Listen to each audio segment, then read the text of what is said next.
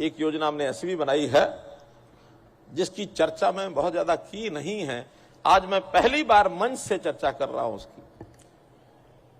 कभी कोई सदस्य परिवार का, गरीब परिवार का चला जाता है, विशेष तौर पर जो कमाने वाला सदस्य वो चला जाता है तो परिवार कठिनाई में आ जाता है।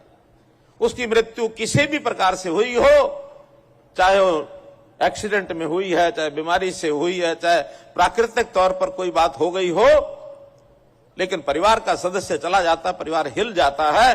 और बहुत परिवार बार बार मांग करते हैं कि परिवार का सदस्य चला गया, हमारी कोई सहायता करिए।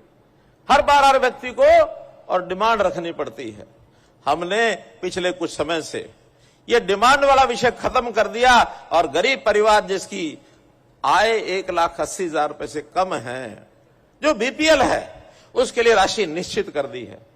अलग अलग आय वर्ग के हिसाब से अलग अलग की है, उसके भी कारण आप समझ सकेंगे जब मैं बताऊंगा। 6 साल से 12 साल किसी भी बच्चे का किसी भी कारण से निधन होगा, उसको 1 लाख रुपया मिलेगा। यह कोई खुशी की बात नहीं है, लेकिन मन में पीड़ा आती है कि कुछ ना कुछ परिवार की सहायता की जाए।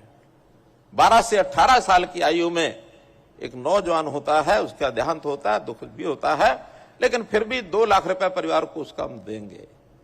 अगर 18 से 25 तक किसी नौजवान का देहांत हो जाए तो उसको 3 लाख रुपया देंगे, गरीब परिवार है तो उसको देंगे। और 25 से 45, क्योंकि ये कमाने वाले नौजवान, कमाने वाले व्यक्ति होते हैं, ये चला जाता है, परिवार का ताना बाना हिल जाता है, उस परिवार को हम 5 लाख रुपया देंगे। और 45 से 60 वालों को भी 3 लाख रुपया देंगे। हमने ओल्ड एज पेंशन बुजुर्गों की 60 साल का होने के बाद उसके घर में बैठे उसकी पेंशन पहुंचाने का काम कर रहे हैं, उसको अप्लाई करने की जरूरत नहीं है। विधवा बहनें, दुर्भाग्य होता है, फिर भी उसकी अगले जनवरी के महीने से 3,000 रुपये इन सबकी पेंशन हो जाएगी। और केवल इनकी नहीं, हमने 2 वर्ग और छांटे हैं। बहनें विधवा हो गई, दुख होता है, लेकिन अगर कोई भाई जिसकी पत्नी का देहांत हो जाए, दुख तो उसका भी होता है नहीं? तो 40 साल की उम्र के बाद अगर कोई भाई विधुर हो गया, उसको भी पेंशन देंगे। और एक कदम आगे, मान लो किसी कारण से गरीब है, 1,80,000 से नीचे आए है, 1,80,000 से नीचे आए है, और किसी कारण से उसकी शादी नहीं हुई, बहुत कारण होते हैं, तो 45 साल की आयु पार करने के बाद महिला हो या पुरुष हो, उसको भी पेंशन दे देंगे। ये दुख तकलीफें हैं समाज की, इन तकलीफों को शायद ही कोई समझ पाया हो। तो मित्रों, भाइयों बहनों, स्कीमें तो जैसा बताया गया, बहुत स्कीमें हमारे पास हैं। इन स्कीमों के कारण से हम समाज के हर व्यक्ति की चिंता करते हैं।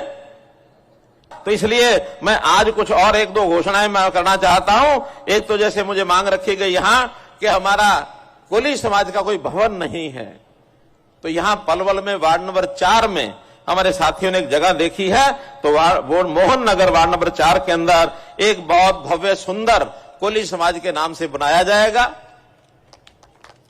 और उसी में वीरांगना झलकारी बाई जी का एक बहुत बड़ा स्टैच्यू ये भी लगाया जाएगा। इसके ऊपर 3 करोड़ रुपए की ये लागत आएगी। इस नाते से ये आपको जानकारी देना बहुत जरूरी है। मैं चाहता हूं कि झलकारी बाई जी का चित्र घर घर पहुंचे और उनकी इस प्रतिमा के सामने साल में कम से कम एक बार जब उनकी जयंती आती है, उस समय हम कार्यक्रम भी करें, समारोह भी करें, और ऐसी वीरांगनाओं को याद करते हुए नई पीढ़ी को हम प्रेरणा दें। इस प्रेरणा से अपने समाज को, अपने देश को, अपने प्रदेश को, सबको लाभ होने वाला है। आपने मेरी बात सुनी, आपका बहुत बहुत धन्यवाद, बहुत बहुत आभार।